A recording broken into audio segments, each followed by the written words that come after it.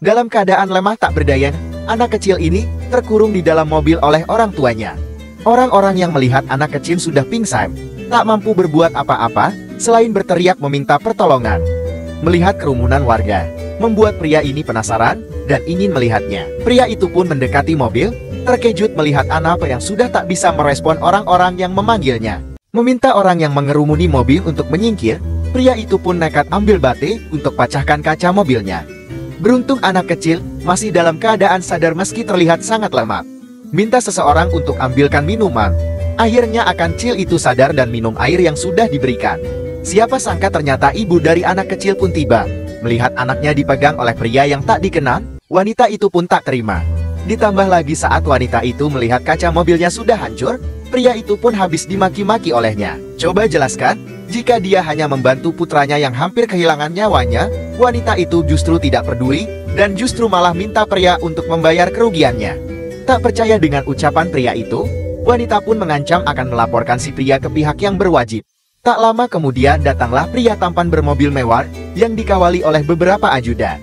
Sepertinya wanita mengenali pria tersebut, dan menghampirinya. Merasa wanita itu sudah keterlaluan memperlakukan pria tua. Bos tampan itu pun mendorongnya dan hampir membuat wanita itu terjatuh. Siapa sangka ternyata bos besar itu adalah putra dari pria tua yang direndahkan. Tak bisa jelaskan yang terjadi, akhirnya pria tua mengatakan bahwa ibu korban meminta ganti rugi akibat ayah yang sudah memecahkan kaca mobil miliknya. Lagi-lagi ibu korban yang bernama Sari ini mengatakan semua hanya kesalahpahaman. Anggap semua adalah kecerobohan Sari. Raka pun akhirnya minta pengawal untuk menyingkirkan Sari dari hadapannya. Melihat Sari digeret dan dapatkan balasan dari perbuatannya, semua warga yang melihat pun bersorak gembira. Ayah, mau sampai kapan kau begini terus? Ayo ikutlah denganku ke rumah. Sampai kau mau bertemu dengan wanita yang aku jodohkan. Kalian semua lihatlah, apa ini cocok untuk putraku? Baiklah ayah. Seolah dirinya sudah dewasa, Rocky pun meragukan wanita pilihan ayahnya. Namun karena Raka sudah memiliki wanita yang ia sukai, akhirnya Raka pun minta ayah untuk berhenti menjodohkannya. Berjanji akan kenalkan dengan kekasihnya, Raka pun minta ayah untuk menemaninya nanti malam. Baiklah, kalau begitu, awas saja jika kau membohongi ayah. Bawakan beberapa hadiah untuk calon menantunya. Sepertinya Raka tidak tahu jika ayah sudah siapkan beberapa hadiah besar untuk calon menantunya. Lihat ayah yang kenakan pakaian kuli, membuat Raka marah dan minta ayah untuk menggantinya. Ayah sadar tidak, dengan ayah begini itu hanya akan menjatuhkan martabat ayah sendiri. Aku hanya tidak terima jika orang lain memperlakukanmu tidak baik. Di tengah perdebatan Raka dan ayahnya, siapa sangka ternyata mereka sudah disambut oleh seseorang yang diutus oleh keluarga kekasih Raka. Merasa tidak dihargai dengan penyambutan yang tak diterima langsung oleh keluarga calon menantunya, ayah Raka pun berkomentar pedas. Minta ayah tetap tenang, Raka pun meminta maaf pada asisten rumah tangga kekasihnya itu. Melihat putra yang sangat takut jika dirinya dianggap lancang, ayah Raka yakin jika putranya benar-benar mencintai calon menantunya itu. Mempersilahkan keduanya masuk ke rumah. Sepertinya Raka terlihat sangat bahagia. Baiklah tuan, silahkan masuk. Letakkan semua hadiah yang Raka bawa. Raka pun terkejut melihat ayah yang sudah lebih dulu duduk sebelum dipersilahkan oleh tuan rumahnya. Merasa kurang sopan, Raka mengajak ayah duduk di kursi yang seharusnya mereka duduki. Tak lama kemudian datanglah kedua orang tua calon menantunya yang tak lain adalah calon besan ayah Raka. Ternyata ini juga pertama kalinya untuk Raka bertemu calon mertuanya tersebut. Melihat penampilan ayah Raka yang sangat lusut, membuat calon mertuanya itu tidak menyukainya. Itulah sebabnya, aku tidak suka dengan perjodohan kencan buta melalui media online ini. Sehingga kita tidak tahu asal-usul calon pri yang akan kita jadikan pasangan hidup. Memohon maaf atas ketidaknyamanan yang sudah Raka dan ayahnya lakukan. Sepertinya ayah Raka tidak suka dengan orang tua calon menantunya. Melihat situasi yang semakin tak nyaman, Raka pun berikan hadiah untuk diberikan pada calon mertuanya itu. Maaf paman dan bibi, ini aku bawakan beberapa hadiah untuk kalian berdua. Tidak seberapa mamam, tapi mohon diterima iya. Kau bilang ini hadiah untuk kami. Jangan khawatir paman, aku juga bawakan beberapa hadiah kecil lainnya untuk kalian berdua.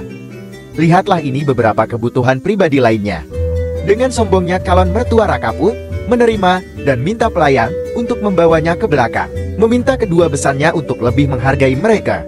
Ayah Raka pun mengatakan akan berikan hadiah apapun untuk mahar pernikahan putranya. Ayahku mohon tenanglah. Merasa ayahnya kurang sopan, Raka pun meminta maaf pada orang tua kekasihnya itu. Tak ingin melihat Raka kecewa, akhirnya ayah Raka itu pun mengalah dan meminta maaf pada calon besannya itu. Tuangkan secangkir teh. Ayah Raka minta Raka untuk bersulang pada calon mertuanya itu. Berpikir jika Raka bukanlah keluarga yang selevel dengan mereka, calon mertua pun menolaknya. Tak lama kemudian datanglah kekasih Raka yang bernama Dara. Berbeda dari orang tuanya, ternyata Dara adalah gadis yang berhati baik dan penyayang. Siapkan hadiah khusus untuk ayah Raka, Dara terlihat sangat sopan dan bersahaja. Melihat Dara yang sudah royal pada ayah Raka, ibunya pun minta Dara untuk memikirkan kembali keputusannya. Lagi-lagi kesombongan orang tua Dara membuat ayah Raka menggelengkan kepalanya. Berpikir jika Dara sudah diracuni pikirannya oleh keluarga Raka, sepertinya mereka tidak tahu jika Raka adalah keluarga konglomerat. Ibu, ayah, apa yang kalian katakan? Sudahlah Dara, ibu dan ayah lebih tahu apa yang terbaik untukmu. Minta ayah dan ibu untuk lebih menghargai perasaannya, Dara pun menghampiri dan membujuk mereka berdua. Tak ingin melihat keluarga Raka besar kepala, ibu Dara pun meminta Dara untuk diam dan tidak membela Raka di hadapan mereka. Meminta maaf jika kedatangan mereka membuat kedua orang tua Dara tidak nyaman. Sepertinya ayah Raka tidak suka jika Raka mengemis perhatian. Paman, Bibi, sekali lagi aku minta maaf atas ketidaknyaman ini. Maaf jika kedatanganku sudah membuat kalian sekeluarga kecewa. Kami permisi. Dara pun memohon agar mereka tidak pergi meninggalkan rumahnya. Tunggu dulu, ini semua hanya kesalahpahaman.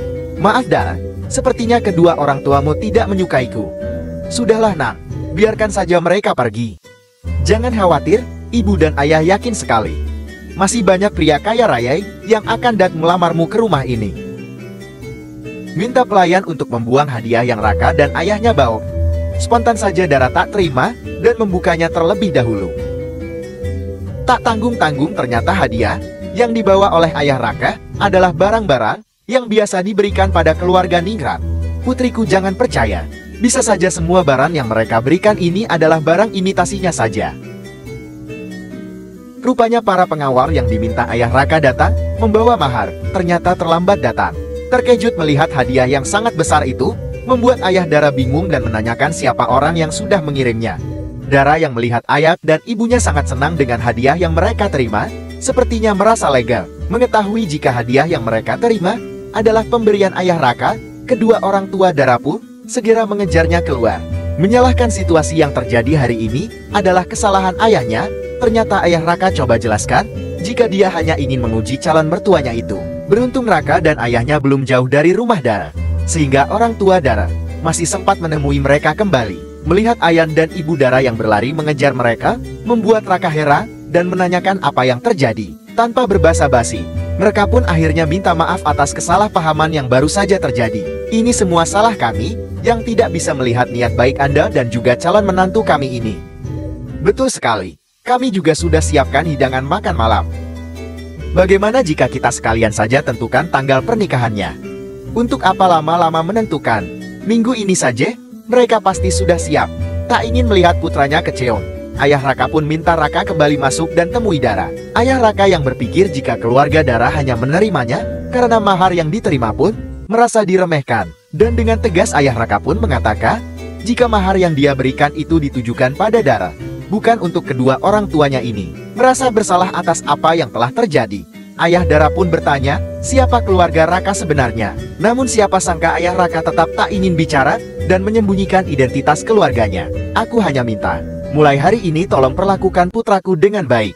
Merasa tugasnya sebagai orang tua selesai, akhirnya ayah Raka pun pergi. Lelah aktivitasnya seharian membuat ayah Raka ingin menikmati makan malamnya sembari bersantai. Namun siapa sangka kedatangannya ke restoran mewah dengan mengenakan pakaian yang lusuh membuat pelayan restoran melaporkannya pada manajer restoran. Manajer pun minta ayah Raka untuk pergi. Merasa dirinya tak melakukan kesalahan, ayah Raka pun menolak untuk tinggalkan tempat itu. Merendahkannya ayah Raka semua maunya. Bahkan dengan kejam manajer pun mengatakan jika ayah Raka hanyalah pengemis yang ingin mencuri di restoran itu. Merasa kedatangan ayah Raka hanya akan menurunkan standar kualitas restoran. Lagi-lagi manajer minta ayah Raka untuk tinggalkan restoran itu secepatnya. Bahkan tamu yang melihat ayah Raka sangat keras kepala, membuat mereka berpikir jika ayah Raka benar-benar seorang yang jahat. Tak ingin terjadi sesuatu yang buruk, akhirnya mereka pun pergi meninggalkan restoran dan memilih untuk batalkan makan malam di restoran itu. Tak lama kemudian datanglah sosok wanita cantik yang terlihat sangat elegan. Mengenali wanita itu, pelayan pun menyambutnya dengan hangat. Bahkan dengan tangan terbuka, manajer pun turun langsung untuk menyiapkan tempat duduk spesial untuknya.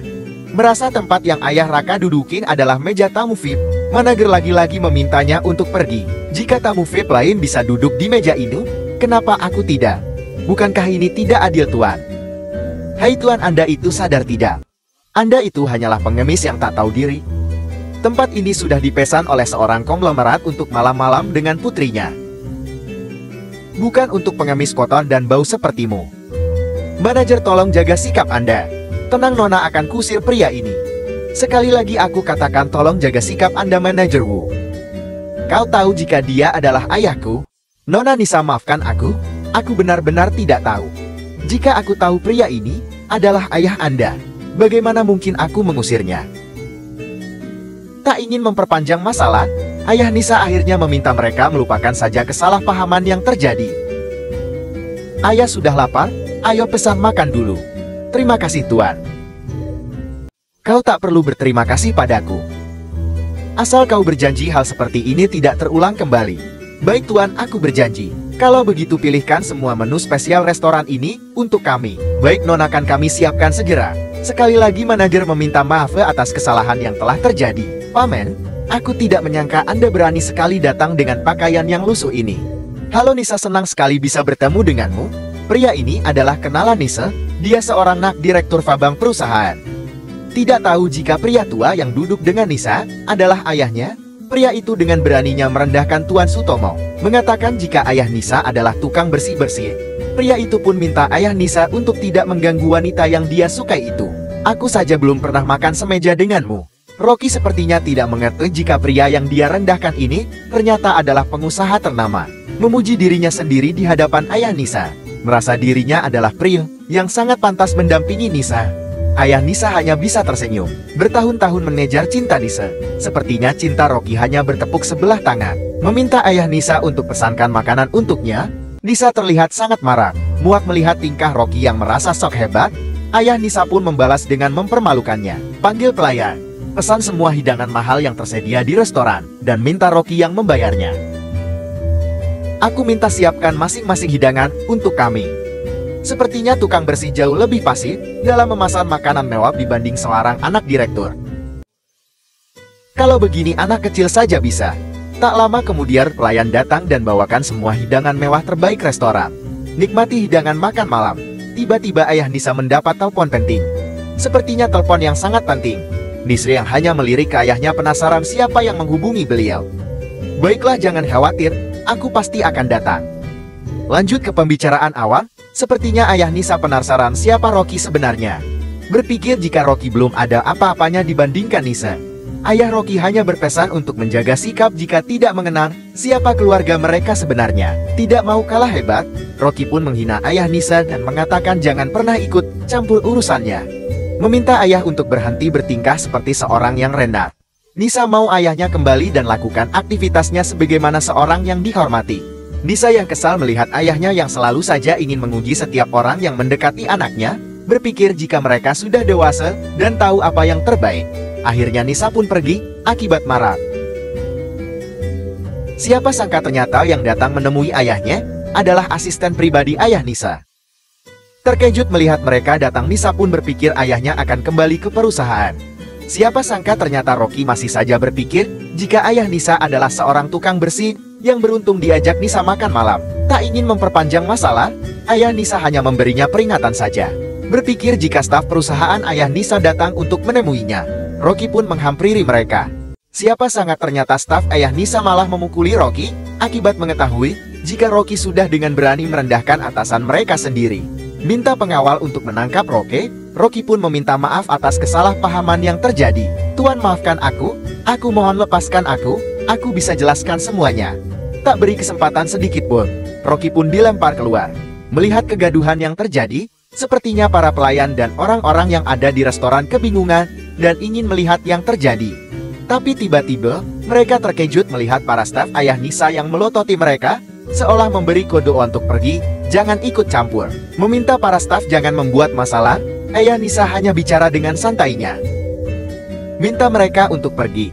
Siapa sangka semua tamu yang sedang di restoran itu sepertinya sangat penasaran dengan ayah Nisa.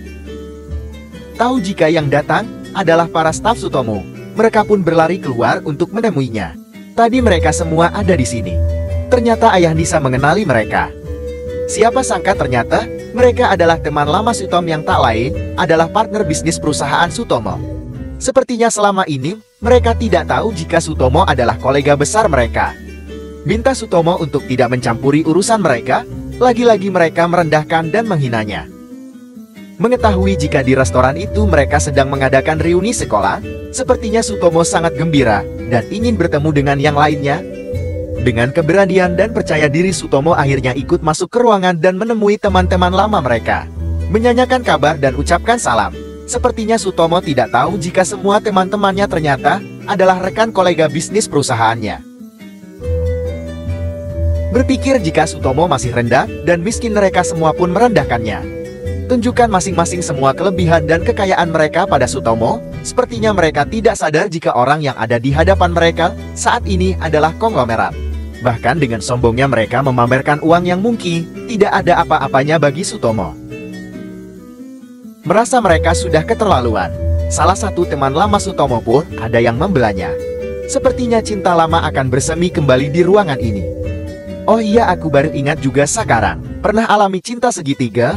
Siapa sangka ternyata teman lama Sutomo yang berbaju coklat, ternyata sekarang adalah pemilik perusahaan ternama juga. Menghasilkan uang yang banyak setiap bulannya. Hari ini dia ingin buktikan jika kali ini dia bisa menang dari Sutomo. Tak ingin buat keributan lebih panjang, Sinta meminta mereka semua untuk fokus dan tidak membuat masalah makin lebar. Saat semua siap dan duduk di kursi masing-masing, tiba-tiba Sutomo minta kursi untuk dirinya duduk.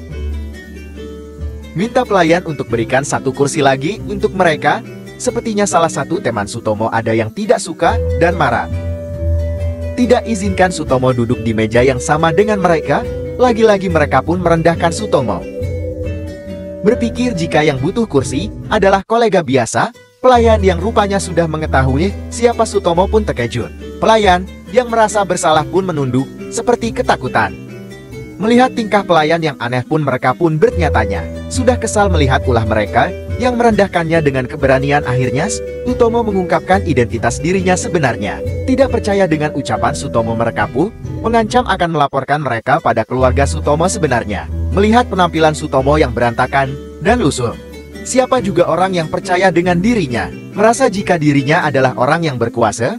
Tapi dengan kerendahan hatinya Sutomo pun menegaskan agar mereka jangan pernah menilai seseorang hanya dari penampilannya. Apalagi mereka adalah teman sendiri. Namun karena tidak adanya bukti jika Sutomo adalah orang yang hebat, mereka dengan beraninya mengancam, bahkan tak segan-segan merendahkan Sutomo dengan kasarnya. Minta Sutomo untuk mengalah dan akui saja jika dia adalah orang miskin. Sutomo pun tidak percaya jika Sinta lebih mempercayai yang lain dibanding dirinya, akhirnya pergi. Tidak terima Sutomo meninggalkan ruangan tanpa meminta maaf terlebih dahulu pada mereka. Sutomo pun kembali diancam dan tak diizinkan pergi dari ruangan itu sebelum berlutut. Tidak terima dengan perlakuan mereka yang sudah sangat keterlaluan.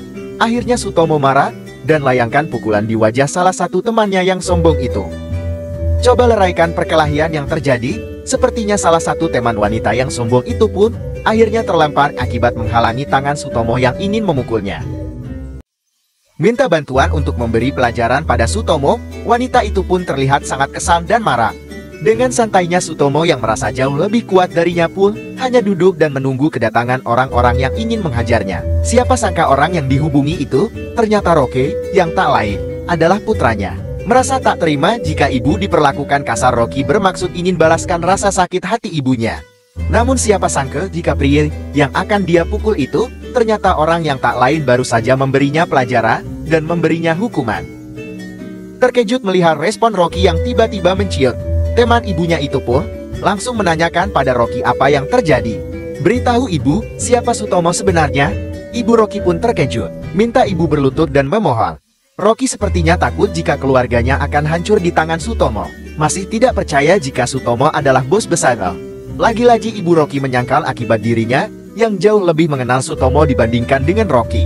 Rocky dengan tegas meyakinkan jika Sutomo adalah atasan mereka pun minta Idi untuk diam dan minta maaf sekarang juga. Merasa jika dia mengenal Sutomo, dengan percaya dirinya ibu Rocky minta Sutomo untuk melupakan kesalahpahaman yang terjadi. Merasa dirinya sudah sangat direndahkan, Sutomo dengan tegas tidak akan melepaskan mereka semua.